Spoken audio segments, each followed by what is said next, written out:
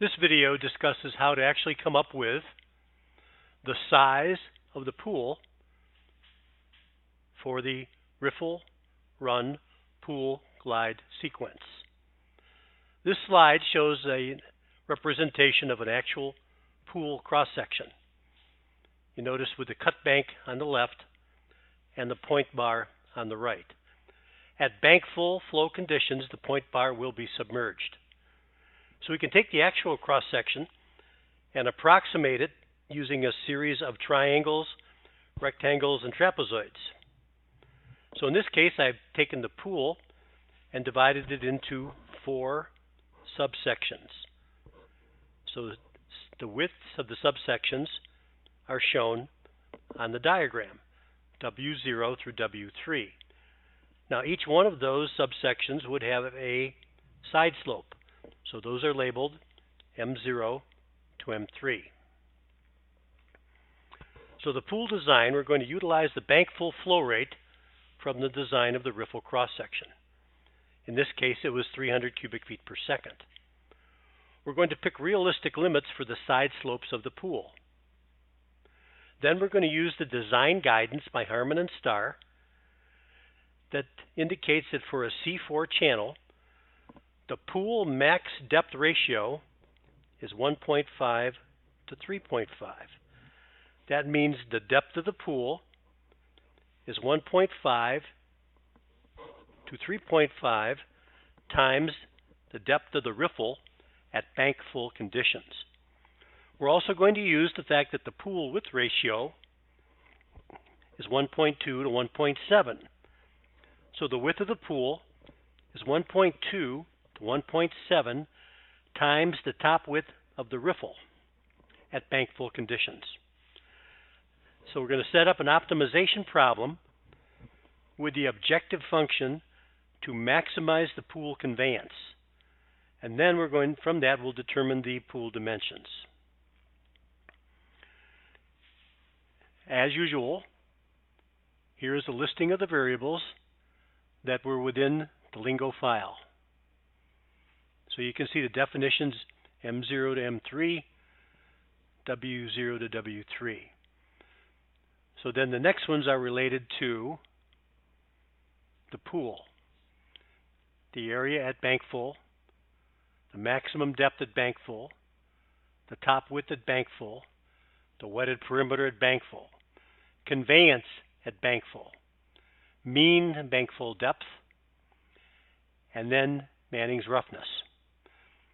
Now there's also information that I put in for the riffle, although these are just for comparison purposes and not necessarily needed for the determination of the pool sizes.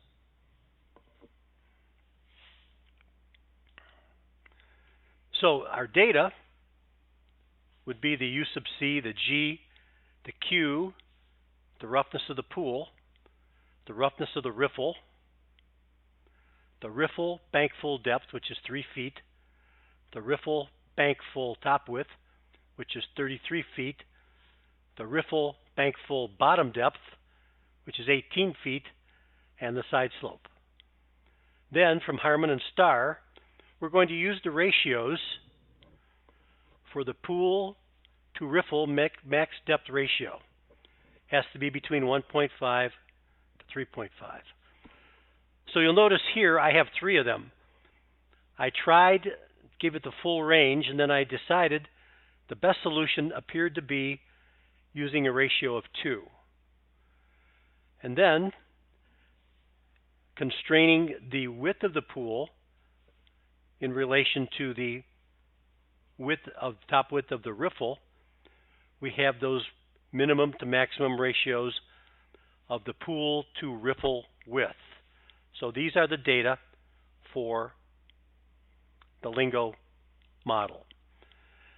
So in the model itself, the objective function was max equals the conveyance of the pool, which means maximize that subject to the following constraints. And then you can see those are the constraints on the side slopes. And then there's the constraints on the widths of the subsections. So this would have been an engineering design decision which says W0, W1, and W2 should be at least 10% of the overall riffle width. And W3, which is basically over by the point bar, should be at least 50% of the overall pool width. And then you'll notice the next says, constraint to establish the minimum and maximum depth of the pool. So the two lines of the PRMDR, which are commented out, I used those originally and then came back and settled for the ratio of 2. And then there's the two constraints to establish the maximum and minimum width of the pool. Now we need the other constraints. So the first one there, where it says relating widths and side slopes, it just says if you walk to the thalwag from the left side of the pool or the right side, you're going to go down the same vertical distance. And then you can see the remainder of the equations on this slide are very familiar. Cross sections for each subsection, cross-sectional area for each subsections, wetted perimeter for each subsection, conveyance for each subsection, and then aggregating those to make the equations for the geometric properties of the pool. So adding the 4 subareas together to get the total cross-sectional area. Adding the 4 wetted perimeters together to get the total wetted perimeter. The depth of the pool is either the left side or the right side of the top equation on the slide. And then you can see the width of the pool is just the summation of the 4 widths. Conveyance is the summation of the 4 conveyance terms.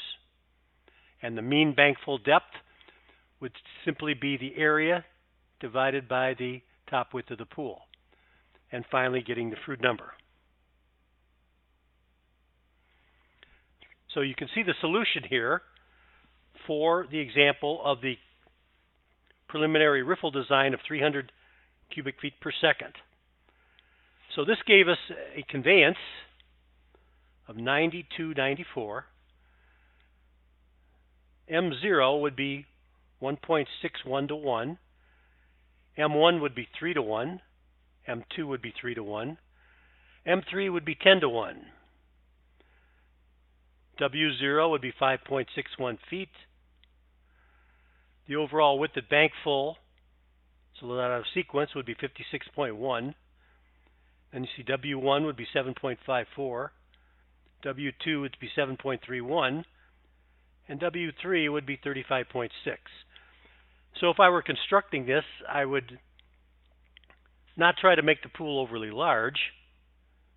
So some of them I would round up and some of them I would round down with the intent of trying to maintain the same pool conveyance. Once again, you don't want to be too conservative because when the flow gets greater than bankful, you want the water to be able to flow out into the floodplain and not keep the water in the channel. That's called entrenchment. So the next video, we'll look at the riffle, which we designed, and the pool, which we designed. And we will actually put them into HEC-RAS and simulate the flow for the bankful event.